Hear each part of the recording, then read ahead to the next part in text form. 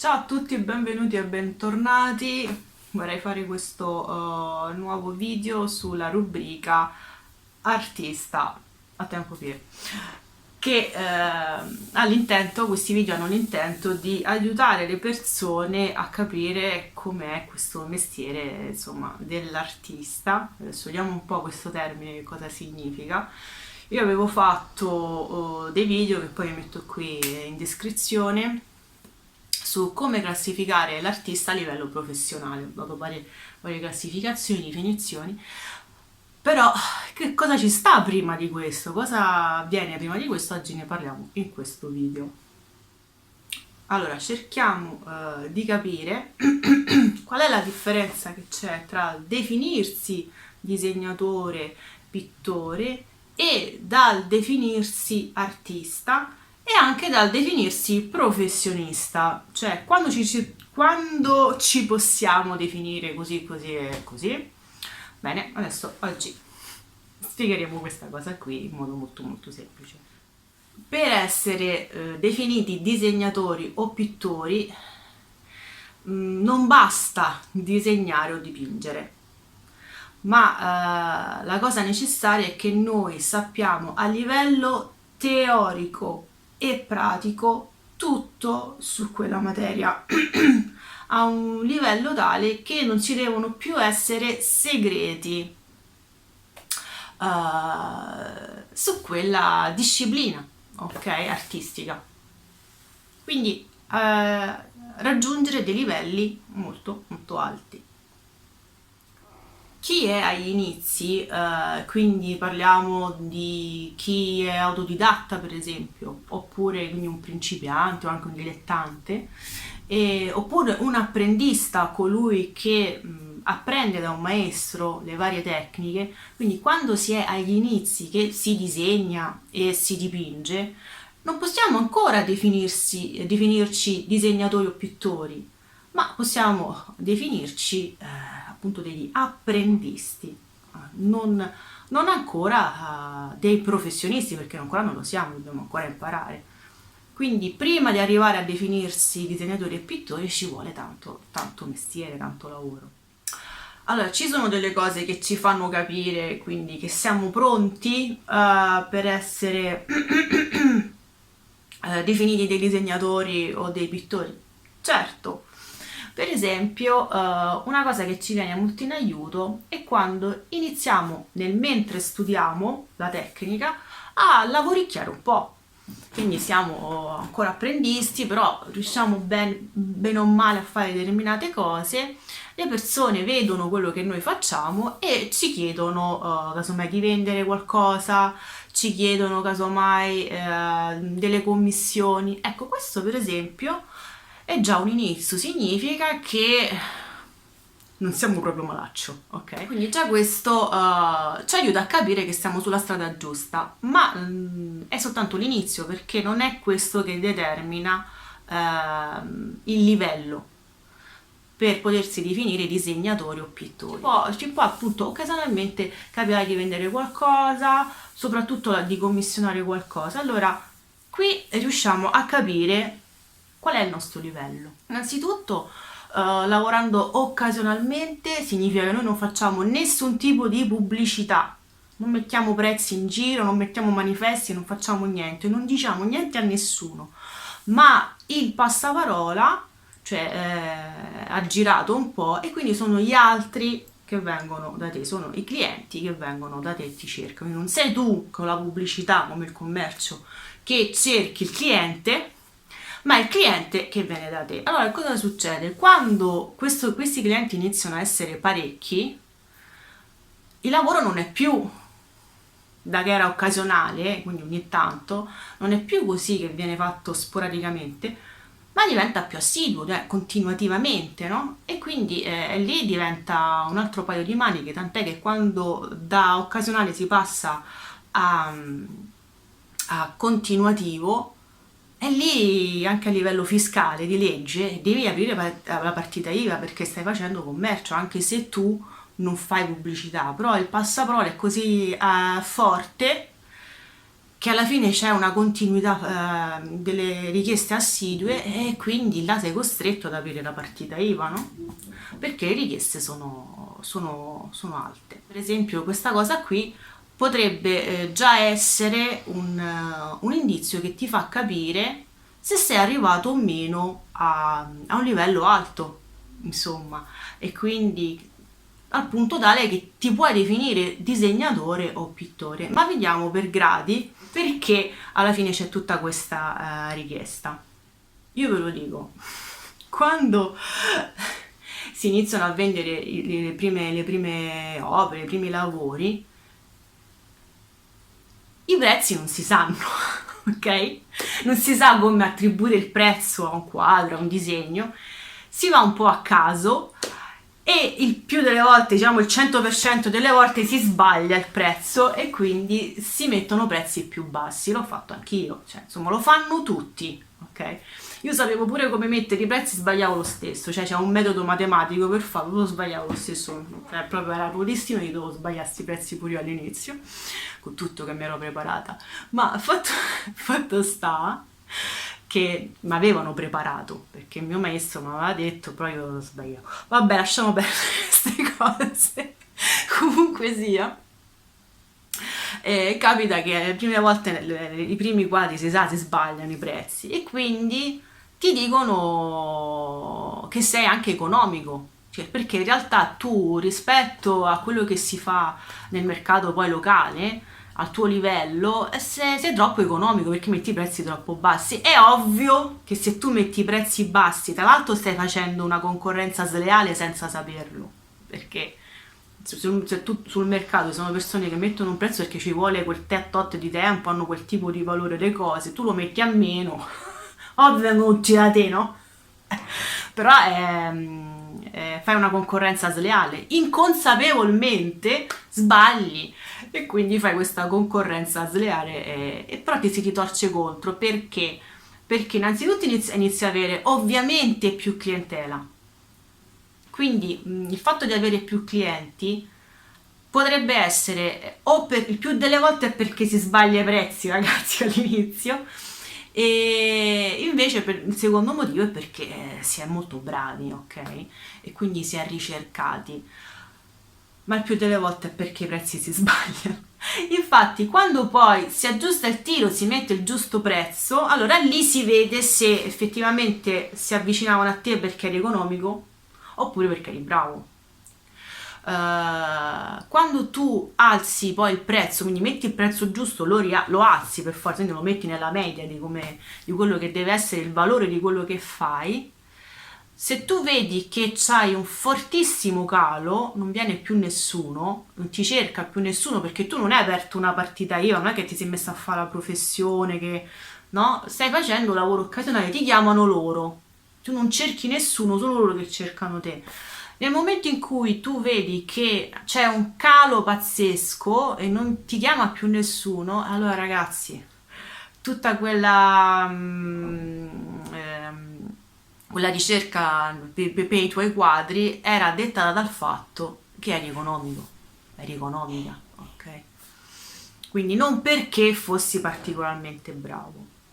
E poi di solito quando tu sbagli il prezzo, la prima cosa che ti fa capire di aver sbagliato il prezzo è il fatto che i clienti ti trattano male, perché non hai valore, ok? Iniziano a trattarti male, avere delle pretese assurde, oppure che vogliono che gli dai i soldi indietro, fai dei lavori e poi no vabbè ma non mi piace, non lo voglio, cioè ti trattano male.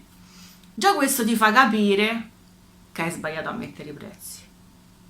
Hai sbagliato assolutissimamente a mettere i prezzi. La seconda cosa che ti fa capire se hai sbagliato a mettere i prezzi è quando metti i prezzi giusti e non vedi più nessuno, ok? Però il fatto di non vedere più nessuno ti fa anche capire che tu a livello tecnico non sei ancora pronto per lavorare.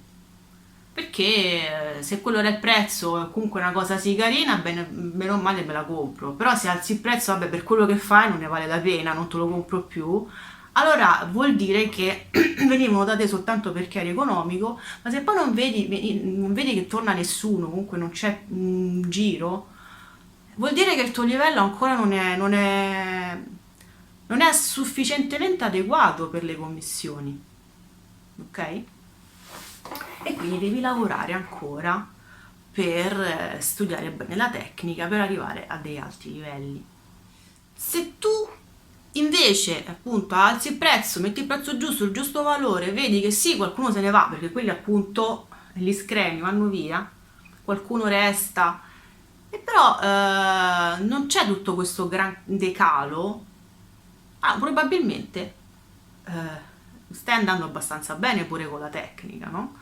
Perché possono dire di te, beh, adesso l'ha messo a questo prezzo più alto, però ci vale, ok? Ci vale, quindi vuol dire che riconoscono poi anche il tuo talento, quindi succede che automaticamente dopo un po' iniziano comunque a girare sempre il passaparola e arrivano clienti che invece rispettano di più quello che fai, perché ha valore quello che fai ed ha il giusto valore anche nel prezzo, quindi ti rispettano di più. Hai fatto una scrematura anche con i clienti, ti tratteranno meglio, più aggiusti il tiro sul prezzo e più i clienti ti tratteranno bene perché vedono che è una cosa che fai di valore, poi anche ha un valore economico, no? Quindi ha valore, gli dai valore ed ha valore, quindi lo danno pure loro.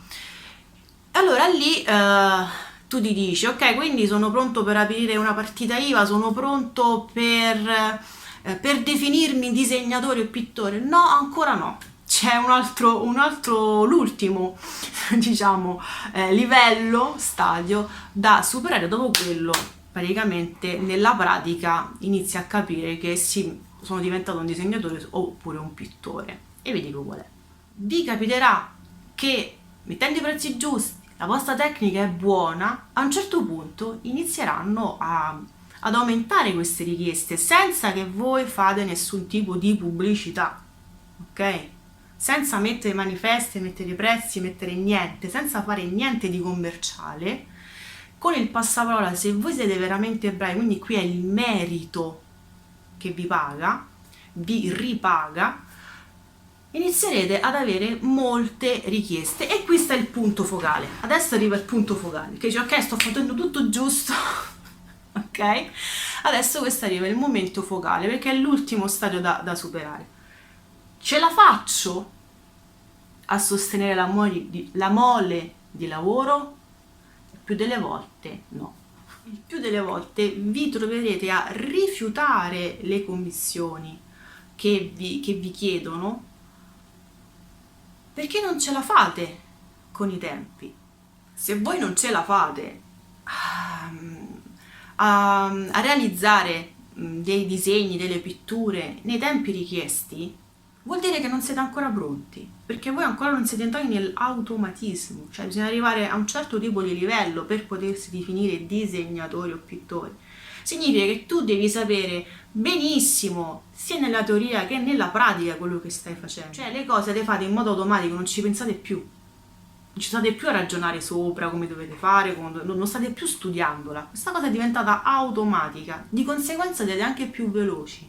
È una questione proprio di tempistiche e farla con velocità perché oramai è diventata una cosa abituale, cioè automatica, e quindi poter sostenere la mole di lavoro che ti viene richiesta. Allora a quel punto tu inizi a comprendere, mi sa che sono arrivata a un certo tipo di livello che mi posso permettere di lavorare, quindi guadagnare con queste cose e quindi anche aprire casomai una partita IVA. Mentre si studia, noi possiamo occasionalmente lavorare e capire com'è questo mestiere e capire anche a che livello stiamo da queste determinate cose che vi ho detto che alla fine ci passano un po' tutti, quindi chi ci è passato lo sa, chi non ci è passato non lo sa, quindi vi sto informando di come funzionano queste cose essenzialmente. Quindi se ti ritrovi ad essere una persona particolarmente sensibile, portato per le discipline artistiche, che hai pure un buon riscontro di pubblico e casomai ti stanno chiedendo anche qualche commissione, bene, non aprire partita IVA, per favore, perché non sei ancora pronto, non sei ancora pronta. ma invece la cosa di cui tu sei pronto o pronta è quella di andare da un maestro oppure da una scuola e imparare bene questo mestiere che è pieno di regole. Se si sbagliano, insomma, si fanno male le cose. È un'arte, ok? È un'arte. Quindi questa famosa partita IVA l'abbiamo soltanto a determinate condizioni e sono quelle che vi ho appena detto. Perché ecco, quando si apre partita IVA, in quel momento ci si può definire dei professionisti. Se non si apre partita IVA, ci possiamo definire disegnatori di pittori, ma non dei professionisti, ok? E artista? Quando ci possiamo definire degli artisti? Quello è un altro paio di maniche, per quello devo fare un altro video. Per forza di cose. Però l'artista è quello che dopo che è diventato disegnatore, pittore, soltanto successivamente che ha preso quindi la tecnica in un modo così magistrale, che diventa magistrale, cioè che appunto è un maestro, no? In quello che fa, che poi è così bravo che lo può insegnare, non ha nessun tipo di segreto quella tecnica per questo disegnatore o pittore, inizia a fare arte. E che cosa significa fare arte? Non significa limitarsi a raccontare un'immagine,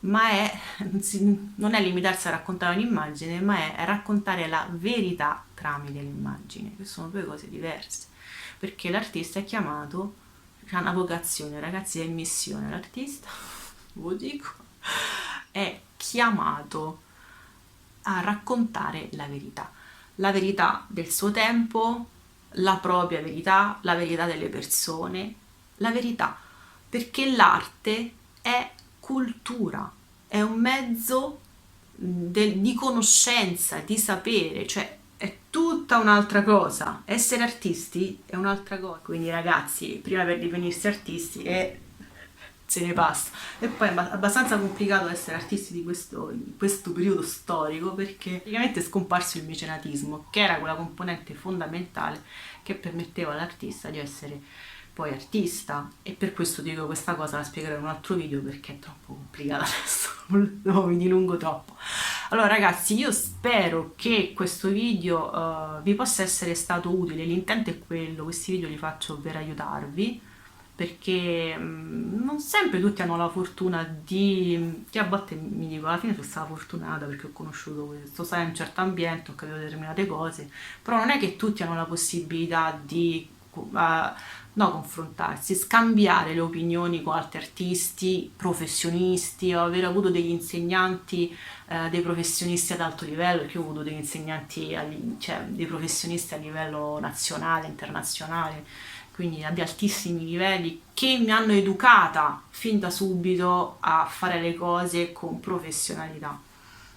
Non è che tutti hanno questa fortuna, che poi non è che per forza devi andare da un artista internazionale per imparare, sono molte persone che sono serie e professionali pur essendo artisti locali, che ho trovato, perché oltre a loro ho trovato anche molti artisti locali che erano così seri e quindi che mi hanno insegnato, quindi sono stati sia i miei insegnanti, oppure anche una cosa più semplice di questo mondo, avere la fortuna di avere un negozio di belle arti in cui il negoziante era preparato, è tuttora preparato sui materiali, che ti spiega i materiali, cosa che comunque per me era una cosa scontata, però vedo che non è tanto scontato. Alla fine sono tutte delle fortune, sapere come muoversi, aver avuto insomma tutta questa conoscenza per sapere come muoversi su determinate cose. Però non tutti ce l'hanno. Non tutti casomai hanno avuto questo tipo di esperienze e quindi l'intento di fare questi video insomma è proprio questo, è quello di poter essere il più possibile, ecco, utile ai più che stanno iniziando e vogliono capirci ancora qualcosa. Quindi ragazzi, mi raccomando, serietà, cominciamo a dire sono artista, buoni, ok? Stiamo calmi, sì è bello, però alla fine quando inizierete a fare arte inizierete a capire, mamma mia, non lo sapevo che era così complicato, perché poi mette molto molto in discussione, a livello personale ti mette tantissimo in discussione, e ci vuole proprio tanta testa, tanta capoccia, tanta serietà per fare arte, ragazzi, e devi essere una persona di cultura, perché altrimenti, perché devi trasmettere cultura, quindi va da sé che devi essere anche una persona di cultura. Un po' complicato. Comunque, io vi ringrazio per l'attenzione e ci vediamo al prossimo video, e fatemi sapere che cosa ne pensate di tutto questo, se avevate, se casomai dopo questo video avete le idee più chiare, e che idee avevate prima di vedere questo video, casomai pensavate che per essere artisti, no? O anche definirsi disegnatori, pittori, casomai ci voleva, non so, avevate altri parametri. Questo mi aiuta anche a capire come potervi aiutare nei prossimi video, a fare le cose nel modo un po' più serio, ma anche giusto più che altro, ok? Un bacione, ci vediamo al prossimo video, ciao!